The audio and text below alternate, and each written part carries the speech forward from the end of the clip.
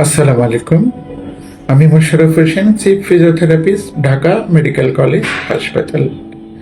আজ আমি আপনাদেরকে পবিত্র মাহে রমজানে ডায়াবেটিক্স রোগীদের হাঁটা ও এক্সারসাইজ নিয়ে কিছু কথা বলবো।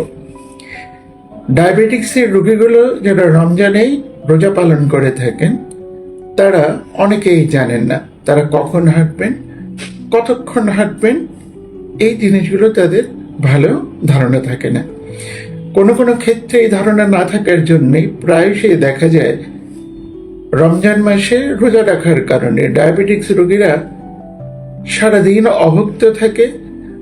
অধিকতর এক্সারসাইজ বা হাঁটার কারণে তাদের ব্লাড সুগার ফল করে। এতে তারা খুব দ্রুত হাইপোগ্লাইসিমিয়ায় আক্রান্ত হয় এবং তারা মারাত্মক ঝুঁকির মধ্যে পড়ে যায়।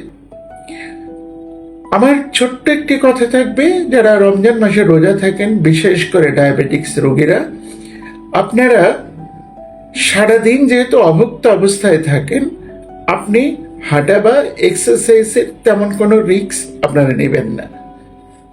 কিন্তু আপনি ইফতারের পর থেকে সেহরি পর্যন্ত আপনার প্রয়োজনীয় যতটুকু হাঁটা দরকার আপনি হেঁটে বা light exercise, heavy exercise, hand ergometric, treadmill, static bicycling, যা খুশি করে আপনি আপনার ব্লাড সুগার নিয়ন্ত্রণ করতে পারেন। এতে কিন্তু আপনার ঝুঁকি থাকবে না।